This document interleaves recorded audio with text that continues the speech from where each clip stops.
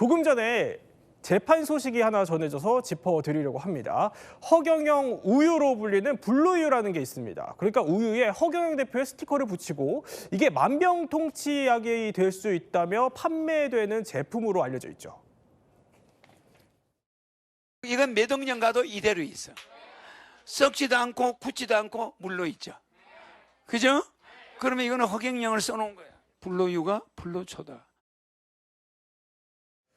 자, 이 우유, 불치병에 효과가 있는 것처럼 홍보해도 이게 법적으로 문제가 없는 걸까요? 자, 일단 이 사건 앞서 이제 1심서는 무죄가 나왔다고 해요. 이제 어떤 사건이죠? 그러니까 허경영 씨에 대한 재판이 아니고요. 아까 조금 전에 보여드렸던 허경영 씨가 주장하는 이거 마시면은 암도 안 걸리고 질병 나아요라고 말을 한 저 우유를 남성이 60대 남성이요. 유튜브를 통해서 6차례 열심히 홍보를 한 겁니다. 허경영 우유 드셔보세요.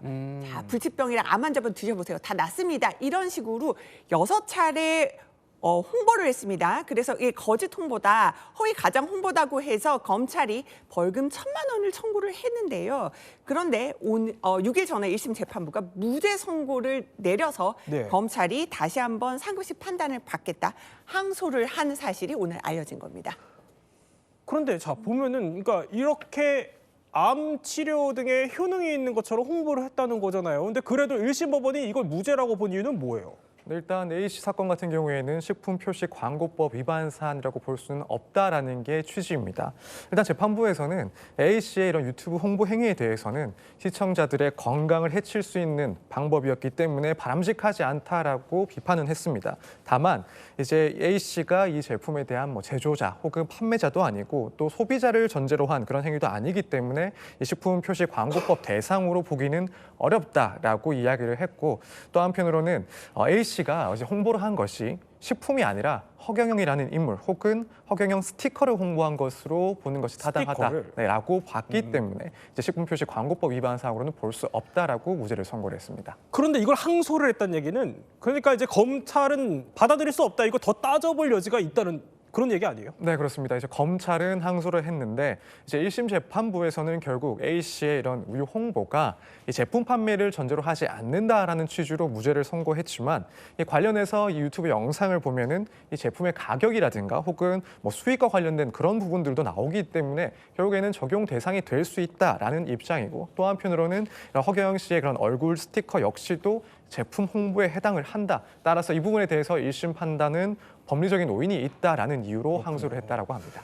그런데 전유엽 평론가, 이게 꼭 법적인 처벌이 아니더라도요. 이게 좀 경각심이 필요한 게 바로 표현의 문제일 것 같아요. 왜냐하면 1심 재판부도 이렇게 얘기를 했어요. 유튜브 홍보 행위가 시청자들의 건강을 해칠 수 있는 방법을 권한 것이어서 바람직하지는 않다. 이렇게 또 지적을 했단 말이죠. 그럼 실제 그 불치병을 앓고 계신 분들은 이런 말이라도 사실 믿고 싶을 정도로 간절한 상황이잖아요. 그렇습니다. 제 주변에도 보면 가족 중에 암 환자가 있거나 불치병을 앓고 있는 분이 있으면 가족들은 정말 뭐라도 하고 싶은 심정일 겁니다. 그렇다 보니 이런 점은 좀 악용한 게 아닌가 우려가 되는데요. 실제로 이 하늘궁이라고 알려진 곳을 찾는 분들의 상당수가 몸이 많이 아프거나 또는 심적으로 너무 힘들어서 누군가에게 의지하고 싶은 분들이 많은 것으로 전해지고 있습니다.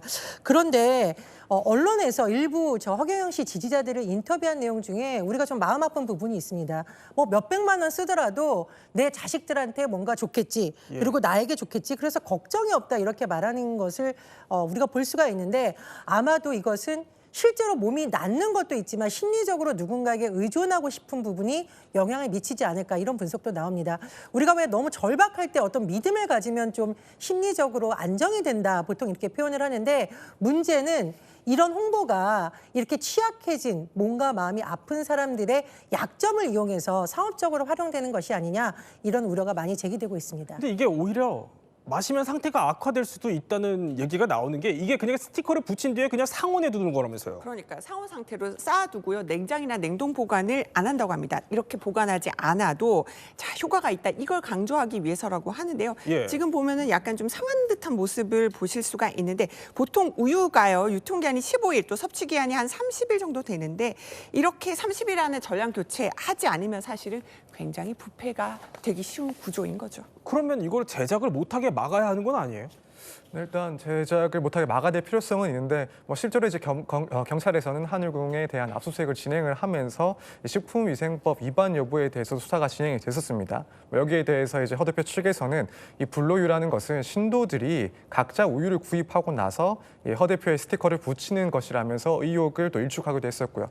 이후에 사실 독극 물질이라든가 혹은 유해 물질 같은 것들은 발견이 되지 않았기 때문에 지금 상황에서는 식품위생법 위반 문제는 사실상 조금 파악이 안 된 것 같다라는 그런 생각이 됩니다. 그렇기 때문에 직접적으로 이런 판매를 제한하기는 상당히 어렵고, 다만 이제 허 대표에 대한 그런 재판들 결과에 따라서 실질적으로는 이런 수요들이 줄어들지 않을까 이렇게 생각이 됩니다. 네, 오늘 이야기 또 이렇게 핵심만 한번 살펴봤습니다.